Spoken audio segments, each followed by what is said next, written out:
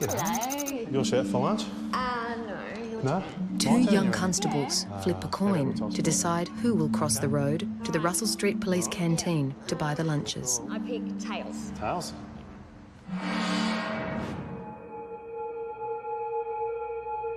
Neither would know how high the stakes would be.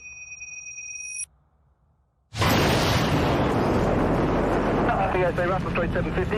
Russell 750. 750, I presume you heard that loud explosion right next to you? Russell 750, it totally shattered our windows. Russell Street 306, loud explosions that took place outside the front of the complex. There's mess everywhere. Roger that, Russell Street 306. All units approach with caution just in case there's a second.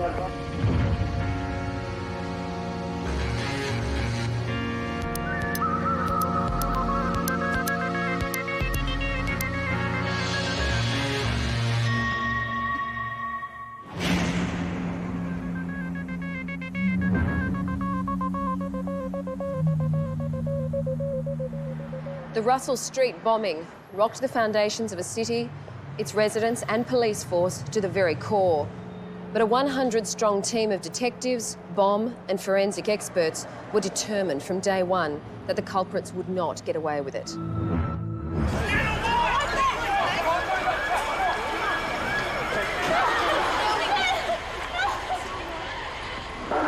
West stand by. Unit calling urgent. Southern 507, we have people with injuries north of the complex. We require ambulance, please. I was heading to get some lunch from the Russell Street complex when it went off. I was thrown into the air probably about 20 metres and landed on the road and laying flat on my back. I actually thought initially I'd been hit by a car. My right leg was pretty badly damaged, so I just dragged that along the road to the wall of Russell Street. Russell Street 150, we just had a large explosion occur outside the building. Car bomb, it seems, shattered all the windows at this office. Received. All of a sudden the building shook. There was a horrendous sound. There was a lot of black dust, very fine dust coming out of the wooden roof. The place just turned black. Glass came across my desk. I got up, had a look outside the broken windows, and there was this huge pour of black smoke going up the front. It was just obvious what had happened. There was no doubt whatsoever in my mind that it was a bomb. Russell 150 from the ranking fire officer. He believes it is a device, it is not gas. Big bang, windows started to crack, and off we went. That was the start of it all. And I just said, look, I'll get the bomb suit and let's go. And the whole feeling is that there's another bomb.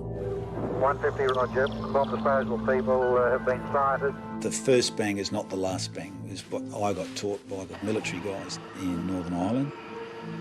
The first bang was to suck you in, and the second bang was when it killed you. Some Air 490, two cars were involved, one outside the north door, one outside the south door. The one outside the south door was suspected of holding the second bomb. And I start to walk down Russell Street towards the car. I had a rope round my waist so that if anything does happen to me, that he's got the rope to pull me back. You then see things on the road. I could see bits of explosions, detonators and whatever. And you know, well, if you stand on one of those detonators, it's a good chance you'll lose your foot. It looked like a war zone. I came around into the quadrangle of the old Melbourne Magistrates Court and saw this sight that you'll never forget. Her shoe was on fire. Her shirt was in tatters. Every time her heart beat, you'd see blood coming out of her. You could see skin hanging off her hands. I asked her name. She said her name was Angela. 22-year-old Angela Taylor lost the toss. Seconds before 1 p.m, she left the court building to buy lunch at the Russell Street Police Complex.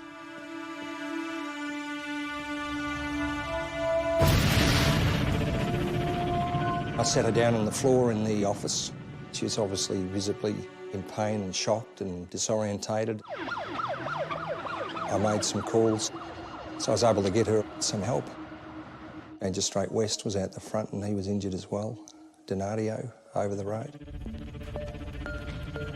Got to the wall, and then there was a couple of other police members that came and helped me at that stage, and they walked me up to the steps of the north door and laid me down there. And there's still a couple of small explosions. There's been a second explosion, unit. Stay away from the area.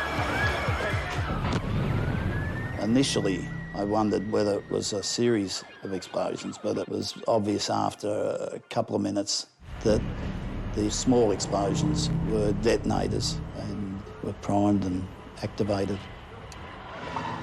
Meanwhile, Dennis Tipping had reached the second car that was parked behind the one that had exploded. The firemen didn't want to do it, and it's not their job anyhow, because it was gelignite and other stuff there. And if there is a bomb, then you're going to have to start pulling it apart. So I put the fire out, and thankfully there wasn't another bomb. And it turned out to be an undercover police car. After 40 minutes, the fires were extinguished, the city sealed off, and 21 people, including the severely injured Constables Taylor and Donadio, were in hospital. Good evening. Terrorism hit Melbourne today. Bomb after bomb exploded outside the city's police headquarters, injuring dozens and causing extensive damage. Buildings from Burke Street to Queensbury Street were evacuated, shops closed, and by 2:30 many city streets were deserted. What's happened this afternoon puts us right in the forefront of terrorism, as we've seen in other parts of the world, and it's disturbing that we've got cowardly people who could only be described as curs that are prepared to impose this sort of violence on the community with little regard for life or property. There was no doubt whatsoever in my mind that it was an attack on the police force and on authority in general, and it worked. Police are checking the list of people who were to appear in the Melbourne Magistrates Court opposite the police station, but no individual or group has yet claimed responsibility. What is certain is that such an attack against the police force itself will result in an investigation for the culprits as thorough and widespread as Victoria has ever seen. The thin blue line gathers together. All you want to do is find out who is it, where are they, and let's go and get them.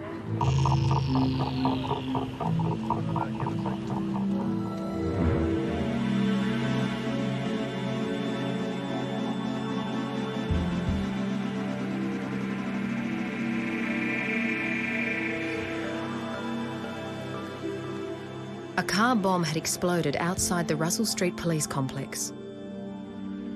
21 people were injured. Constable Angela Taylor was fighting for her life. The clue as to who was responsible lay in the debris that had scattered over several city blocks. And with the danger of live ammunition, the Special Operations Group were moved in. And we became the brushes and dustbins and the finders of evidence. I think from memory we were there for nearly 5 days. Looking south along the corridor. We're now on the 3rd floor at the canteen. We found detonators inside Russell Street. We found a live detonator in the ladies' gymnasium up on the 4th floor. Some members of the Special Operations Group abseiled down the complex searching for further clues, while others were on their hands and knees picking debris from the bitumen. They found a tyre, I think, and a wheel from the bomb car in the car park at the back of Russell Street. So it's literally flown over Russell Street, over the building at the back of Russell Street into the car park.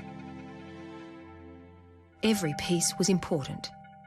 Like a large jigsaw puzzle, each piece of debris would give the forensic team a picture of what had gone on. It's important to collect all the debris because we need to reconstruct what took place.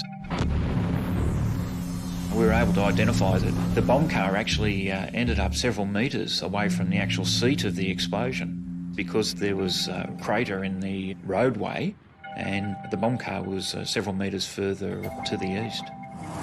As you can see, it's approximately 15 centimetres deep at its deepest point, and the width is of the order of 1.5 metres. When we started to look at the bomb car, Most of the damage was done to the rear of the vehicle, which seemed to indicate that the bomb had been placed in the boot of the vehicle. That's where the tow bar's gone in, and that's just forward of it where the diff would be. And that's north of differential oil on one side and explosive on the other. So it's got to be that way. So the diff might then explosive being just over the different in front of the diff. On further examination, we were able to identify that there was a secondary explosion between the front seats or on the centre console. The secondary explosion had been disrupted by the first one being the larger one in the boot. And this was identified by the amount of live detonators, and a number of sticks of gelignite were located forward of the vehicle and hadn't exploded. You wonder what would have happened if all of it had gone off. It might have brought down part of the building. A huge amount of electrical wire, still bound in bundles, were also found around the car. So too, the ignition device. And I was sitting on the steps playing with the explosives, and I just looked across to my left, and there was this piece of wood with this clock sitting on it. And that was it. You know, when you see that, you put two and two together, yeah, it's a clock bomb. This block of wood looked fairly common and represented a part of a fence post. Attached to this block of wood, there were also pieces of metal, and there was a chuck's wipe as well. The chuck's wipe was obviously used as a buffer between the ignition components of the timing device to prevent the device from triggering. Whoever moved the bomb in the vehicle took enormous risks in transporting it the way they did to Russell Street.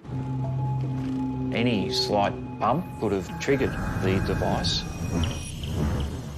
While the block of wood had distinctive tool markings, finding the fence it came from would be like finding a needle in a haystack.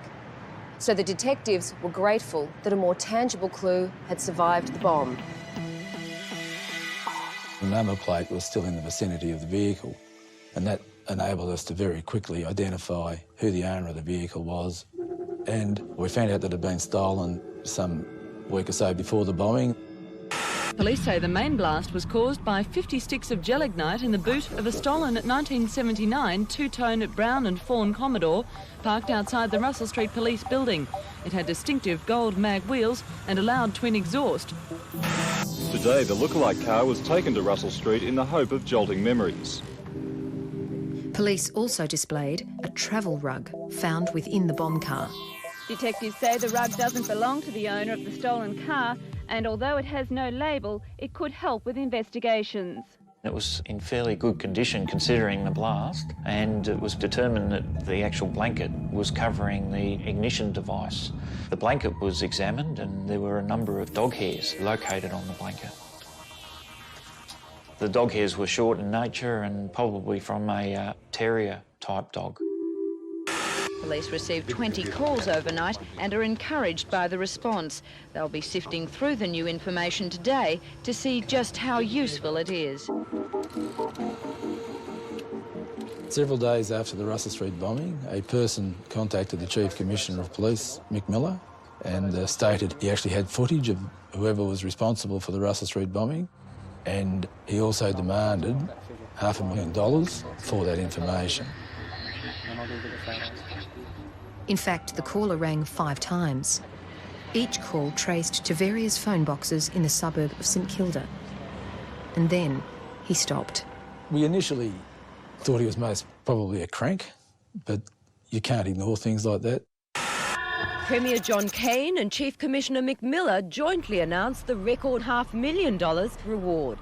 But in a press conference, they refused to answer any questions on developments behind their decision. The offer of an amount of this magnitude might succeed in producing vital information.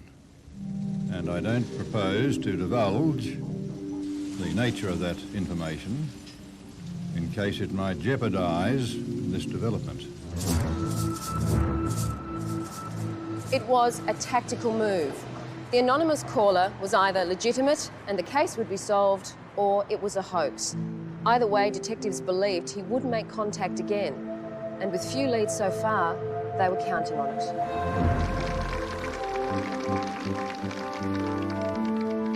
It was now 3 weeks since the bombing, and 22-year-old Angela Taylor, who had graduated dux of her year, was still in hospital in a critical condition. Police hoped that an anonymous caller they were trying to draw out by offering a reward would lead them to those responsible for the attack. It was a full operation, involved police from all around Melbourne. We staked out telephone boxes in a rather large area of St Kilda and Elwood. He again contacted the Chief Commissioner, and he was actually arrested in a phone box by a detective from St Kilda. Vladimir Richter, a 38-year-old industrial chemist, was arrested yesterday while he was actually calling police from a public phone box. Police told the court that Richter's false information on the Russell Street bombing had hindered the investigation, wasting police man-hours and manpower. With one lead down, another came up. This black and white photo fit was compiled from information supplied by a witness who claimed to have seen the man park the car outside Russell Street at about 12:30 on the day. This identikit photograph looked very similar to a low-level criminal by the name of Claudio Krupa. And information came to hand from potential witnesses that on the day of the bombing, Krupa was seen wrapping up what was believed to be gelignite. He had a particular dislike for a detective at the Major Crime Squad, and he was certainly known to be capable of violence. We conducted a number of search warrants in an effort to locate Claudio Krupa. All were unsuccessful. He left Melbourne very quickly and he was avoiding apprehension, so of course he became the major focus of the investigation.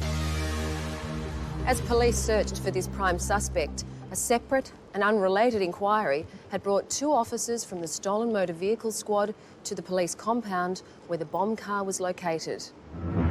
Approximately 3 weeks before the Russell Street bombing, a stolen red Daimler sedan was pursued by traffic police. The car crashed and the driver escaped.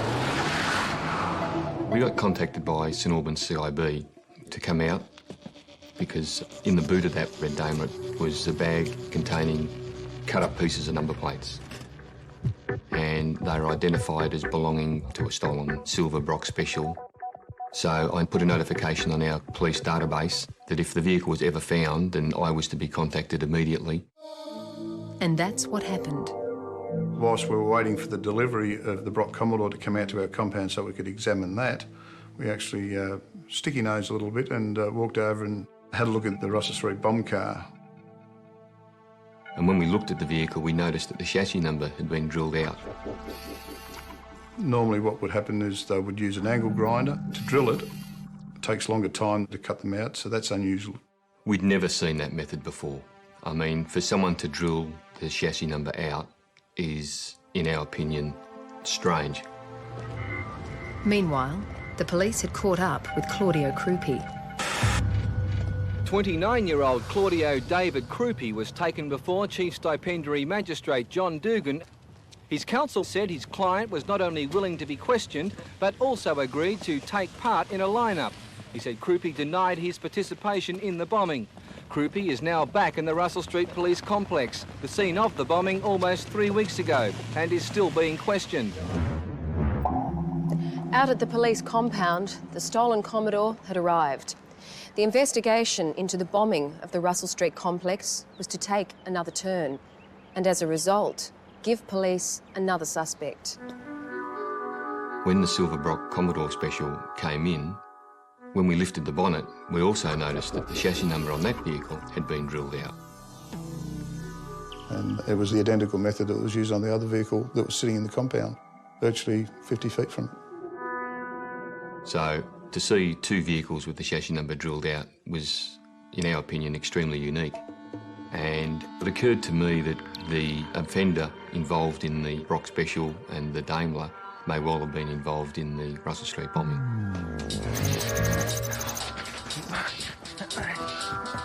The squad now looked back at the incident 3 weeks before the bombing and the identification of the driver who had crashed the Daimler.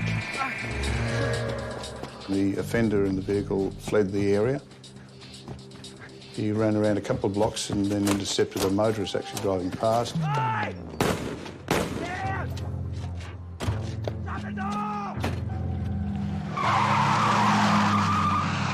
But the police officer who had been chasing the Daimler had caught sight of him. He was showing a series of photographs and identified a person known as Peter Reid. Peter Reid was known to the motor vehicle squad in relation to other offences. He was currently being investigated and members of his family were being investigated in relation to stolen motor vehicles.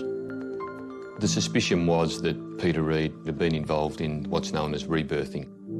Rebirthing is where someone buys a wreck, they steal a similar car, they put the wreck's identification onto the stolen car and re-register the stolen car as a new car. When we observed the Russell Street bomb car with the drill outs on it, and then we seen the other vehicle, it was virtually a complete match. So we had two cars from allegedly two different sources and they had the identical modus operandi. Peter Reid was seemingly connected to both these cars. But did that make Reid the Russell Street bomber? Or now, the murderer? More than 1,000 people gathered at the Glen Waverley Police Academy to pay tribute to the young policewoman variously described as vibrant, brilliant and forthright. Mourners included bomb victims Magistrate Ian West and Constable Carl Donadio. It was pretty upsetting. I recall the funeral pretty vividly. But it was good to go there and pay my respects to Angela. Outside the chapel, 500 police and emergency services personnel lined the route as the cortege made its way to the Springvale crematorium for a private cremation. There is a destiny that makes us brothers. None goes this way alone. We were determined at the start that we were going to see it through to the finish, and her death just strengthened that resolve, I think it's fair to say. The police had two lines of inquiry. The first was a clear favourite. Claudio Krupa had been seen making a bomb on the very morning Russell Street had been targeted. Lord Krupa was still the major focus of the investigation. The Silverbrock special line of inquiry was probably the second strongest line of inquiry we were following. The Silverbrock inquiry involved suspected car rebirther Peter Reid. But what flagged him as a person of interest in the Russell Street bombing was the fact that the Silverbrock Commodore had identical drill outs to those found in the bomb car. At the time we discovered the involvement and passed the information onto the Russell Street Bomb Task Force, we also became aware that the Armed Robbery Squad were also investigating Peter Reid in relation to a number of offences. Peter Reid was a person of particular interest to the Armed Robbery Squad in relation to the investigation into a number of particularly violent armed robberies on banks. In fact, that silver Commodore had been allegedly sighted crashing into a bank where a hold-up had taken place on the afternoon of the bombing. And we combined forces at that time and surveillance was undertaken of Peter Reid. As a consequence of this, a series of raids were conducted on the 25th of April, Anzac Day. The purpose of the raid was to find evidence in relation to stolen cars and any evidence that we may have found in relation to armed robberies that they may have been involved in, and whether or not there might have been some evidence to indicate their involvement in the Russell Street bombing. A number of the crew went to a bedroom on my right. I went to the bedroom on the left with Mark Wiley. I turned on the light. On the far wall was a complete window which, when you turn the light on, turned into a mirror. And you can actually see Peter Reid on the bed in his underwear. I've moved in and sort of gone around to get vision at the edge of the door. He was in a combat position and he had a .45 calibre revolver in his hand and he was pointing it directly at me. That area is called the Tunnel of Death when you're doing raids. You're not sure where they are, but they know where you are. And I then turned around and said, Peter, it's John Bradbury from the Stolen Motor Vehicle Squad. Put the gun down. Now, Reid's response to that negotiation was to simply fire 2 shots back towards me. When he fired the first couple of shots, I realised that he was obviously determined to fight it out with the police. Now, those 2 shots just went straight past my nose. Using the glass as a mirror, I fired 2 shots out of the pump-action shotgun through the doorway. They went through the bedroom door and they were directed at him. I was reloading for the 3rd shot and I jammed the shotgun. I looked up and Reid was not in the position where I last saw him in the glass. I then decided to enter the bedroom to confront him. As soon as he saw that barrel come past the edge of the doorway, he fired the next 2 shots. When people fire at you, everything seems to be in slow motion at the time. You can see the flashes of the gun, and although it's in a split second, it appears that it's been going on for about a minute. Clearly I knew that I'd been shot. It's just like getting hit by a truck. Reid jumped off the bed, came around from the window side and immediately pointed the firearm at me. He fired 2 shots directly at me and I returned fire with 2 shots. I noticed that he'd dropped to the ground. I kicked the gun out of his hand. We then handcuffed him.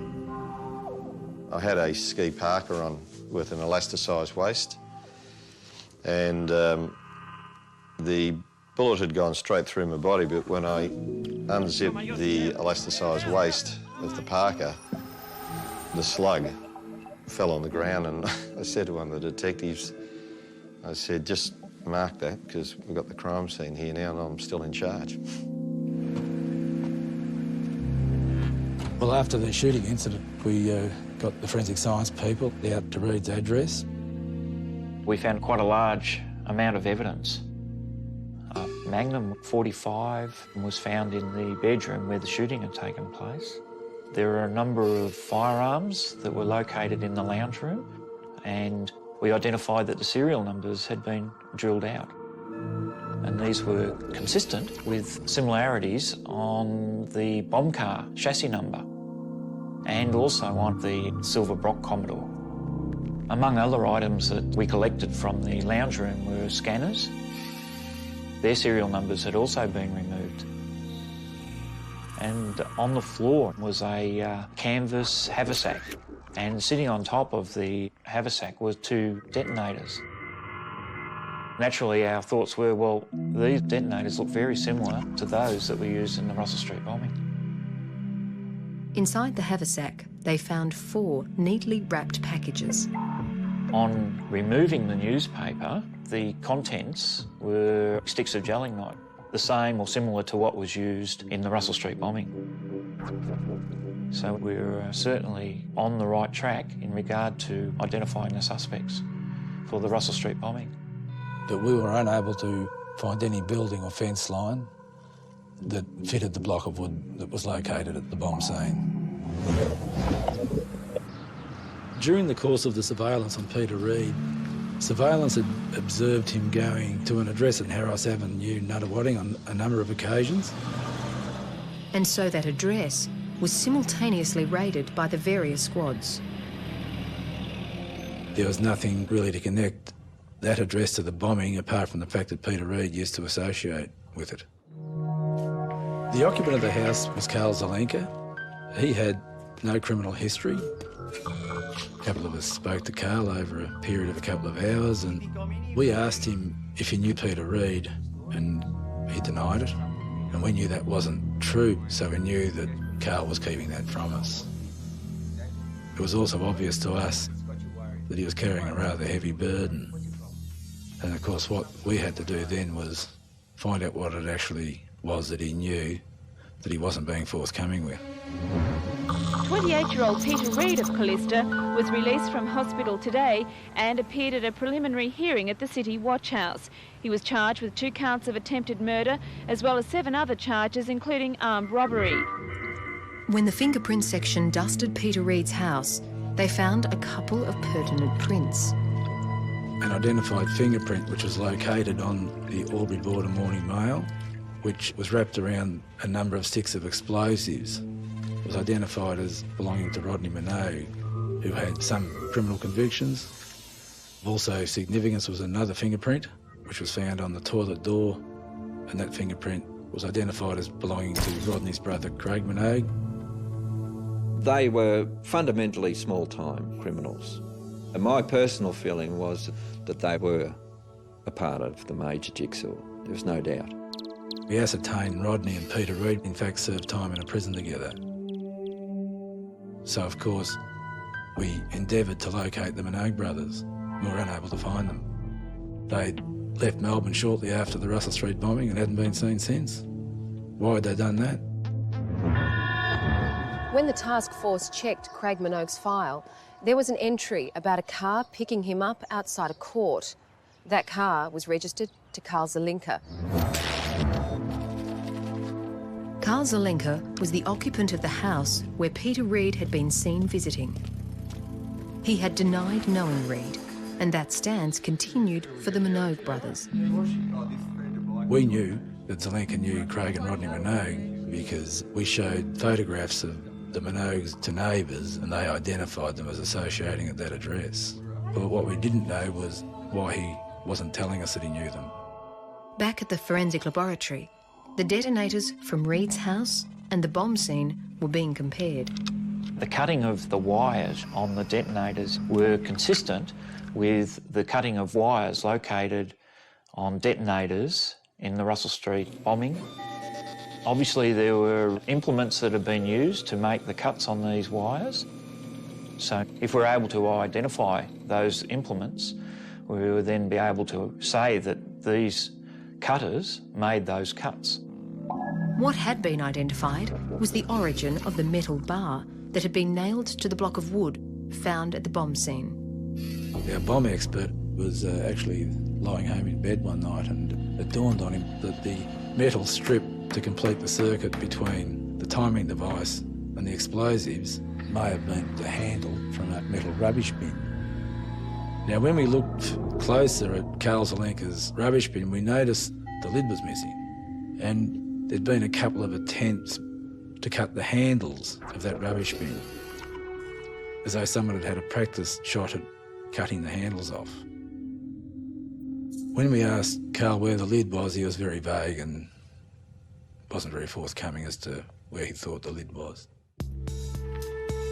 As a matter of course, each premises that we went to, we would also look to see if we could identify some red gum posts that could be married to the block of wood that was located at Russell Street.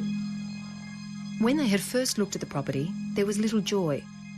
But on a subsequent visit, the bomb expert looked over the neighbouring fence. Bob Barnes jumped a neighbour's fence and he disappeared under a camellia bush. I can still hear his chuckle to this very day.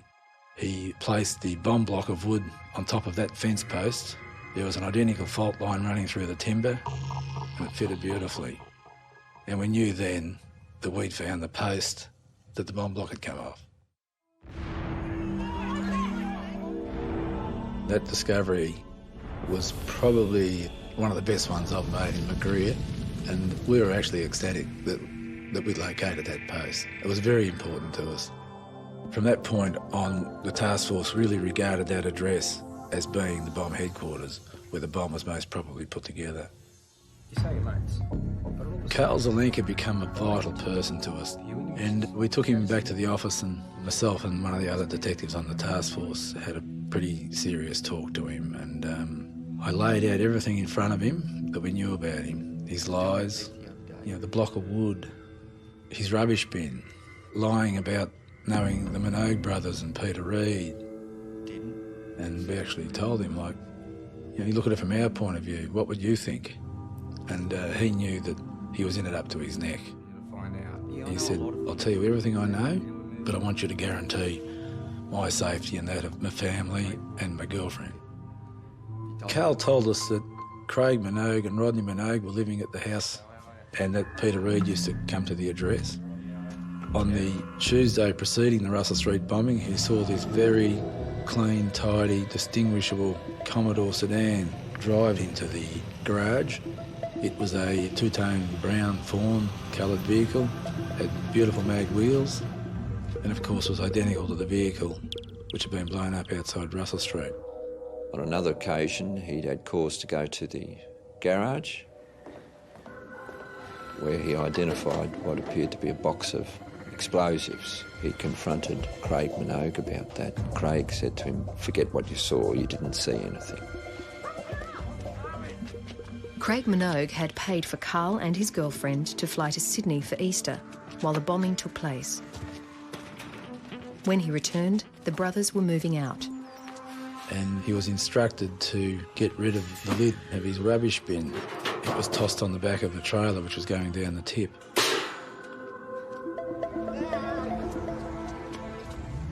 As a result of Carl's statement, Peter Reid was charged with the murder of Angela Taylor. I can't do it! I can't do it! Can you understand? But there was still the question, where were the Minogues? Carl Zelenka told us that the Minogue brothers and Peter Reid were visited by a fellow approximately 50 years of age. Carl only knew him as Stan the Man and that he lived in the country. With a description from Carl Zelenka and a check through the criminal records for aliases, the task force identified Stanley Brian Taylor. This man was a most violent and vicious criminal. His prior convictions dated back to stealing fish in 1949 at the age of 12. And much of his adult life had been spent in jail. In the late 70s, he was released from prison and, to all intent and purpose, had reformed himself. His occupation was being a mentor to people who'd been involved in crime, giving them guidance to avoid a life of crime such as Stan himself had experienced. Was this the case? Had Stan the Man gone to the bomb house to guide the Minogue brothers and Reid against a life of crime? Or was he there to lend his knowledge? It was obvious this man would never change. His ilk do not change. Pressure was on the detectives to find the 3 outstanding suspects believed to be involved in the bombing of Russell Street and the murder of Angela Taylor. We established that Craig and Rodney Minogue had bought a house in Birchip and that they were living not far from Stan Taylor. The houses were raided. Stan Taylor was arrested. Good old Stan, he put his hands in the air and told us that he knew that Craig and Rodney had blown up Russell Street. It didn't surprise me at all. Stanley Taylor is what can be commonly referred to as an old lag. You say nothing that will identify cohorts publicly, but privately you do whatever deal you can with the police in order to protect your own skin. Stan is a typical coward. When the pressure was on, he folded up very quickly. When we went to the Minogue's address, they weren't home, and Stan kindly volunteered us the name of the motel they were staying at. This morning, the Special Operations Group raided a motel at Swan Hill. There they found 2 men who were questioned for some hours. One of them, 23-year-old Craig Minogue, appeared in Swan Hill Court a short time ago. He was charged with 9 offences, among them the murder of Angela Taylor and the attempted murders of Constable Bernardio and Magistrate West. The man's 20-year-old brother is still being questioned. While the brothers were in custody, their house was being forensically examined. A number of items were located. There were firearms and there was a high-speed engraving unit. Also at that address was a terrier-type dog. The hairs that were collected from the terrier were consistent in size and colour to the hairs that were located on the blanket collected at the Russell Street bombing. Back at the laboratory, I used the engraving burr to drill into old firearms and then casting the base of the actual engraving burr, I was able to conclude that the patterning of all of the serial numbers that have been drilled out were consistent, and that consistency extended to the bomb car and also that of the silver Brock Commodore. In my mind, the evidence indicated that the firearms were linked to the engraving burr and ultimately linked to the Russell Street bombing. Further evidence was seized from a lockup rented by the Minogue brothers. Along with an explosives handbook and detonators, there were tools that were of particular interest. There was a pair of blue-handled tin snips. These were used to create test-cut impressions on similar types of wires to those of the detonators to determine whether those cut wires were consistent with the cut wires from Russell Street bombing. They were. The detonator wires from Peter Reid's house, those in the Minogue lockup and at the bomb site all had consistent tool mark impressions. Craig Minogue sat in the interview room with a half smile on his face and basically told us his name and address and remained mute from that point onwards. But his younger brother Rodney was a different story. He rang his mother, and it was after that that he made pretty full and frank disclosures of his involvement and what he knew of the Russell Street bombing, and basically it was orchestrated and planned predominantly by Stan Taylor. Stan had claimed to the detectives that he was there the morning of the bombing, but had nothing to do with it. We believe Rodney's version, not Stan's. Other witnesses corroborated that fact. One was a good mate of Stan Taylor's. In a deal made where he became a protected witness, he told police that Taylor was well and truly involved. Stan had an inseparable friend at Birchip, Paul Kurt Hetzel, and he put the finishing touches to what had happened. Like, he'd been involved in a fair degree of the lead up to the bombing. He was present when a group of them broke into a mine in the country and stole a quantity of gelignite to use in the bombing. Charged with murder and intention to cause serious injury arising out of the Russell Street bombing 2 years ago are Stanley Taylor, Peter Reid, Craig Minogue and his brother Rodney. All four have pleaded not guilty. The relief of getting the four to trial was enormous. I remember we pulled up outside the St Kilda Road Police Complex and we met a couple of young police officers that we'd never met before, and the emotion that they showed sort of indicated to you that what we'd actually done, because, you know, she was a friend. Paul Hetzel told the court that after the mine burglary, Stan Taylor and Craig Minogue had tested the stolen detonators on a country property. And later, Craig Minogue had said that he, Taylor and Reid were definitely going to blow up Russell Street headquarters. The evidence presented at the trial indicated that the bomb car was driven to Russell Street by Craig Minogue and Peter Reid, and Stan Taylor followed in the Silver Brock Special.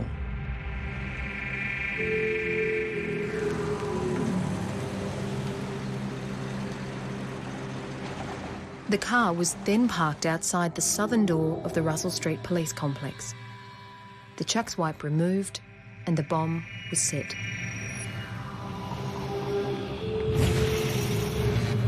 When Hetzel was interviewed, he told us that they waited for the bomb to go off.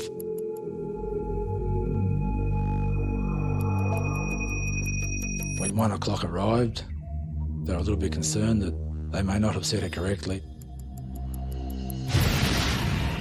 When it eventually detonated, there was a fair degree of joy in the car. So we were quietly confident we had sufficient evidence to convict the main players in it. Stanley Taylor, Peter Reid, Craig Minogue and his brother Rodney arrived at the Supreme Court again this morning to await verdict, but not before letting their feelings known as they entered the court.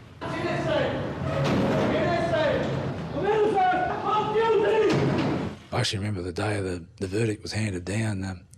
I was physically sick, and it was a lot of tension.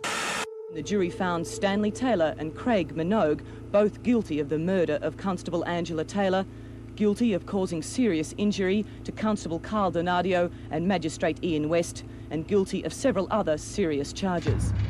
So I thought, now you know that you're going to pay for what you did. Stan Taylor received a life sentence, never to be released. Craig Minogue also received a life sentence with a minimum of 28 years.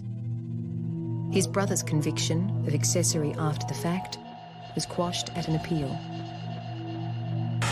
Justice Frank Vincent retired the jury until tomorrow morning, which is still deliberating on Peter Reid in relation to charges involving his arrest at Callista. I did that! Can you understand? The following day, after the verdicts on Taylor and the Minogue brothers, the jury returned with a verdict on Peter Reid. Today, the jury found Peter Reid guilty of the attempted murder of policeman Stephen Quincy during a police raid on Reid's Callista home a month after the bombing, and guilty of recklessly causing serious injury to policeman Mark Wiley in the same raid. However, the jury found him not guilty on all major charges arising out of the bombing, including the murder of 22-year-old Constable Angela Taylor. It was the only jury verdict I've wept over in 31 years in the police force. What can you say? You know, we were disappointed, very disappointed, and still disappointed. After serving 9 years, Peter Reid was released from jail in 1995.